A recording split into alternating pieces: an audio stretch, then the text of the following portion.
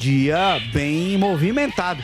Mais um dia, uma semana bem movimentado no Piscina. É isso, Fernanda Alves. Boa tarde, Fernandíssima. Isso mesmo, André. Boa tarde para você, para o Breno, para o nosso Vlad, que está aqui hoje de forma especial com a gente, e para todo mundo que acompanha a Verdinha e a TV Diário.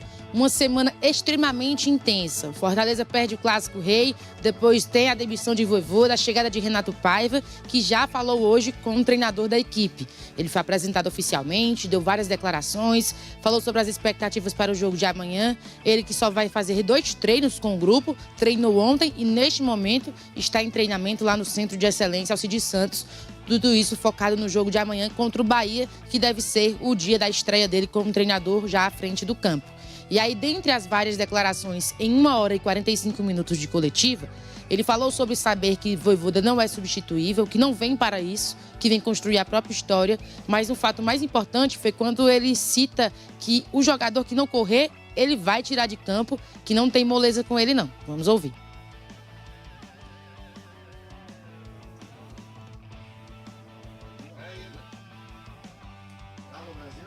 Ih, rapaz, é. Pera aí. Rebobina. Vamos rebobinar. Pronto, agora vai. Rebobinou, agora sim, play. E se o jogador falhar um passe, ele não falha de propósito. E se o jogador falhar um golo, ele não falha de propósito. E se o jogador não correr, o treinador tira. A torcida fique tranquila. Se o jogador não correr, o treinador tira. Agora, falhou um passe, falhou um desarme, deu um erro. Quem é que não erra na vida? Qual dos torcedores não errou na sua vida e caminhou para a frente? É essa a postura que nós pedimos. Ajudem os jogadores nos 90 minutos. No final, no intervalo ou no final do jogo, batam palmas, assobiem, insultem, conforme seja à disposição deles. Mas durante, por favor, ao colo, levem os jogadores ao colo durante 90 minutos. E o meu compromisso para com a torcida é aquele que não correr, para que ele não assobie e não proteste, eu tiro. Ok? Portanto, há uma nova história e eu peço esse apoio. Tá aí.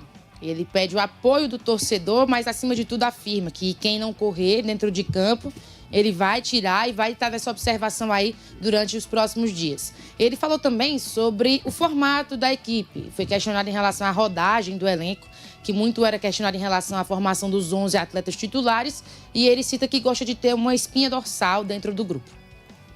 Sempre o pós-jogo, como é que os jogadores, em questões científicas, como é que os jogadores estão, em questões biológicas, para analisar a sua prontidão para o jogo seguinte.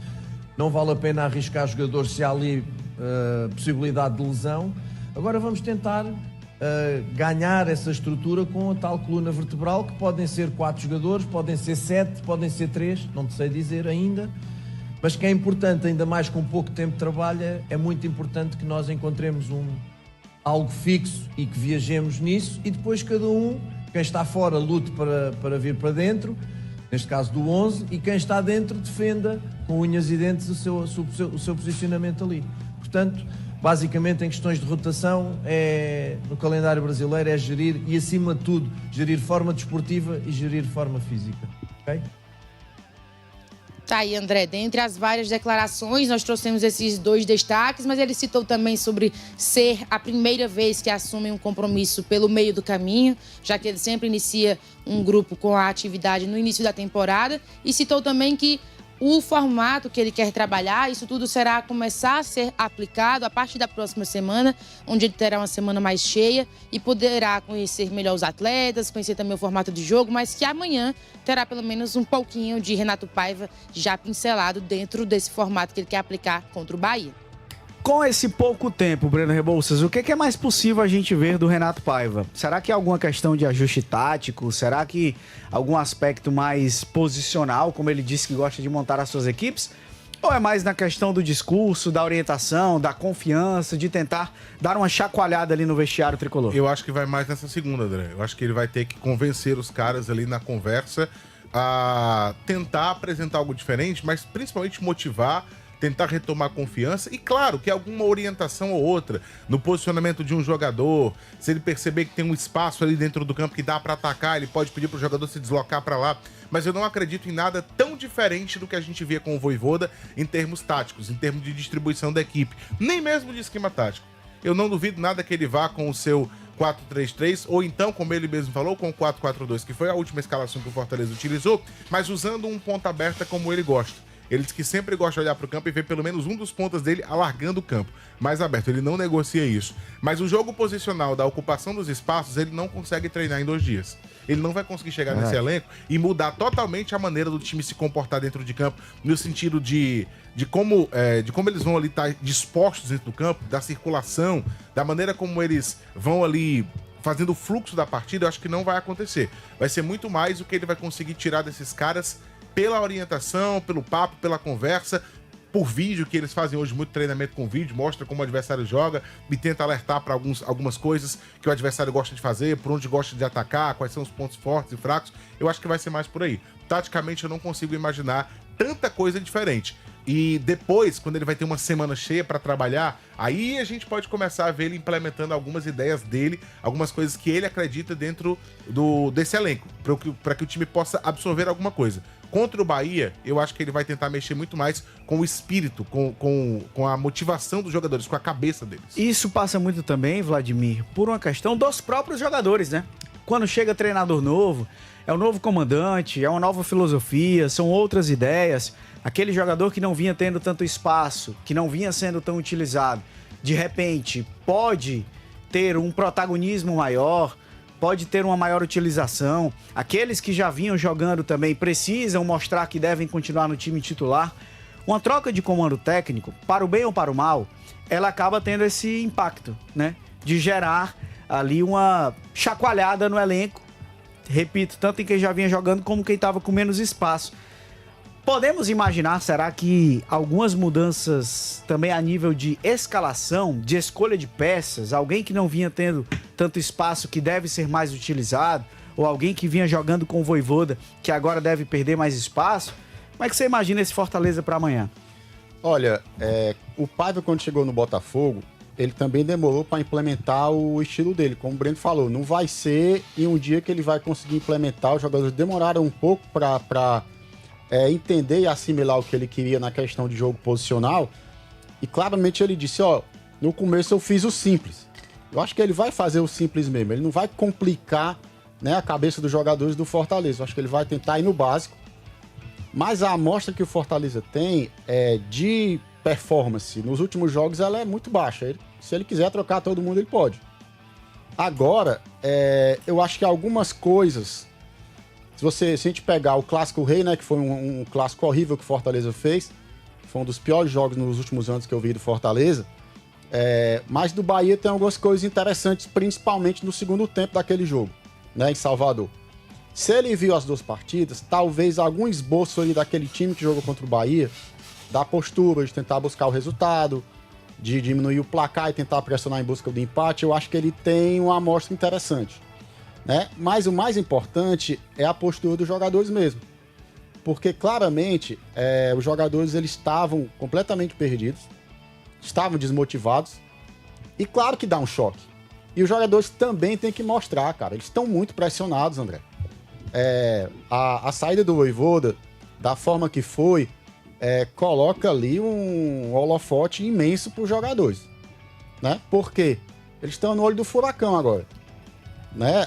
Naquele momento em que o torcedor ovaciona o Vojvoda, manda um recado para os jogadores também. Fala em acabar a panelinha, vai aos jogadores. Ou seja, o elenco do Fortaleza tem que dar uma resposta. Ele tem que dar uma resposta. Foi como o Paiva falou ali, taticamente, você pode errar ali, num bote, num posicionamento, alguma coisa, numa tomada de decisão. Mas a postura é inegociável, cara. O jogador de futebol tem que correr, né? Então eu acho que os jogadores eles têm que entrar numa... assim, o Paiva não vai chegar com o Fortaleza bagunçado em campo. Ele vai tentar colocar a estrutura tática dele ali. Minimamente os jogadores vão ter que tentar fazer. Esse é o grande Agora, ponto, né? Tem um detalhe importante aí também, né? Porque se por um lado você tem a chegada do novo treinador, que por si só dá uma motivação aos jogadores, porque sabem que muita coisa pode mudar, ele pode você passa a não ter mais aquela condição de um titular absoluto, porque ele pode entender que outro atleta merece a posição. Tudo isso é verdade, mas também existe um outro lado que a pressão sobre o elenco, ela cresce também. Exato. Depois da saída do Vojvoda, esse elenco vai ser mais cobrado.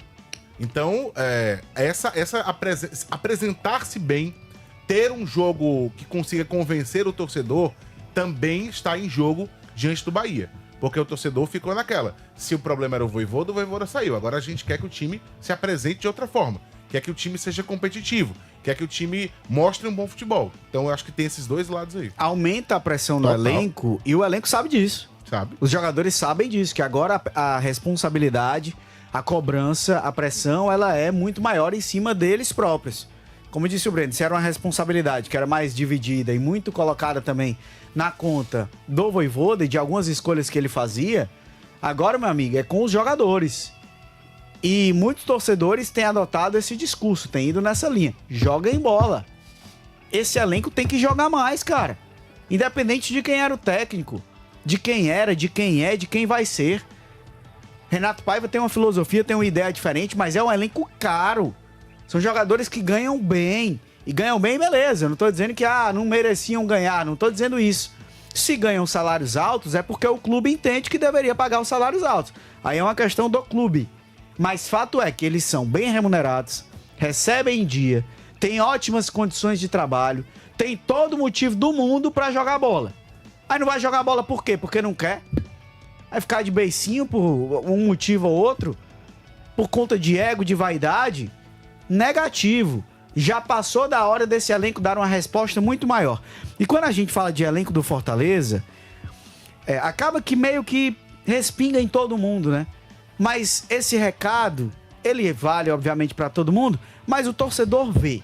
O torcedor vê quem é o cara que se doa mais. Claro que vê. Quem é o cara que erra, mas erra tentando. Quem é o cara que corre, o cara que se esforça, o cara que se dedica. E vê quem são os outros que também não estão na mesma sintonia. Eu acho que fica muito evidente numa partida de futebol quem está alheio a ela. Fica muito claro. Quando você vê uma partida de futebol, você consegue entender e identificar rapidamente quem é que está envolvido com aquilo, quem é que está se importando com aquilo, preocupado com aquilo e se doando e quem está alheio. Fica muito evidente. O torcedor não é bobo. Ele olha para o campo e ele percebe. A gente não tem o recorte dos treinos, do restante dos trabalhos, mas o jogo denuncia. Fica claro, é cristalino. Então é fácil identificar quem não está 100%. E aí o recado do Renato Paiva, nessa coletiva, já encaixa com isso. Não correu, não se doou, não lutou, não joga. Simples. Inclusive, esse paternalismo, né, que o Vojvoda demonstrava ter, pode até ter prejudicado ele mesmo. É verdade. Porque se o Renato Paiva cumprir o que ele disse na coletiva, de tirar realmente do time quem não tá querendo se doar, quem não tá 100% focado naquilo, se entregando totalmente, ele vai ter um elenco muito mais comprometido. O Vojvoda apostou e deu muita chance a quem não estava comprometido, a quem não estava demonstrando um bom futebol e não parecia se importar com isso. Alguns já saíram, acho que tem até outros, inclusive, lá ainda, mas eu acho que o Vojvoda, esse paternalismo que ele tinha de defender esse elenco até o final, e quando eu digo defender, não é que ele tem que criticar todo mundo, não, mas ele brindava, ele protegia, ele puxava pra ele, era como se ele fosse o para-raio de tudo que vinha de crítica. Essa atitude dele acabou, acho que, prejudicando ele mesmo e colocando-o cada vez mais ali numa corda bamba e como um alvo que acabou combinando a demissão dele. Ele acabou querendo ser esse para-raio, esse escudo, e acabou que respingou muito nele. Muito nele. E até pode ter sido um erro, de fato, do próprio Vojvoda. Eu sempre falei isso, eu era a favor da permanência do Vojvoda, não achava que ele era o maior problema. É um técnico super qualificado, que já conseguiu reinventar o Fortaleza em várias ocasiões, que tem conhecimento técnico, que tem conhecimento tático, que tem gestão, que já conseguiu lidar com diferentes grupos do Fortaleza, diferentes elencos. Não achava que o problema seja o Vojvoda, que o problema fosse o Vojvoda, que ele saindo resolve seus problemas. Mas se internamente chegou-se a esse consenso, chegou-se a esse entendimento, optando pela troca, pelo menos no discurso, pelo menos na apresentação, o Renato Paiva chega com palavras, com discurso de quem deve fazer essas mudanças. De quem é para ser mais firme, quem é para ter um comando mais incisivo. E é isso que o torcedor espera. E o grande desafio dele, Vladimir, que nós temos conversado sobre isso ao longo da semana, é de fazer essa gestão do vestiário, de conseguir ter um equilíbrio para conseguir mandar a campo uma equipe competitiva, ao mesmo tempo em que ele consegue trazer quem não está jogando para o seu lado, manter o elenco sempre ali competitivo, o nível de treinamento mais elevado. Essa gestão do dia a dia vai ser muito desafiadora para o treinador português. Ele tem que jogar real para os jogadores. Sentar para conversar com os caras, o que é que estava acontecendo, por que vocês não estavam rendendo e tentar fazer com que esse elenco renda e jogue futebol. Porque o elenco do Fortaleza é um bom elenco. Não era para estar nessa situação. Eu não digo nem na Série A, André. Eu digo no ano todo. Você conta nos dedos as boas atuações do Fortaleza na temporada. A temporada do Fortaleza ela é horrível. Né? Então, os jogadores têm culpa nisso, né? Claro, o Vojvoda tem culpa dividida, mas os jogadores também têm. O Paiva tem que chegar e tem que jogar real para os jogadores. E dizer, o que é que estava acontecendo? Por que vocês não estavam rendendo? Quem é que está desmotivado aqui? Por que vocês estavam desmotivados? Algo do tipo. Tem que sentar e fazer os caras jogar. Eles são jogadores de futebol. Eles sabem jogar futebol. Então, o treinador tem que chegar, jogar real e tentar fazer o trabalho. Porque o Paiva aqui, ele não vem aqui para ser refém de jogador, não. Se ele aceitou a proposta do Fortaleza, é porque ele acredita que esses caras podem jogar. Que esse elenco pode render. Os jogadores têm que ser claros com o treinador. Entendeu? Tem que chegar, tentar agregar e fazer o time render, porque peça tem. E aí, torcedor, o que é que você achou da apresentação do Renato Paiva, da primeira entrevista dele como técnico do Fortaleza? Ele ontem já tinha dado as suas primeiras palavras no desembarque, né? Mas hoje sendo apresentado de maneira oficial. Manda a tua opinião pra gente. 98887-1306, que eu quero saber o que você tá achando. E eu vou passar aqui também pelo Instagram, tá?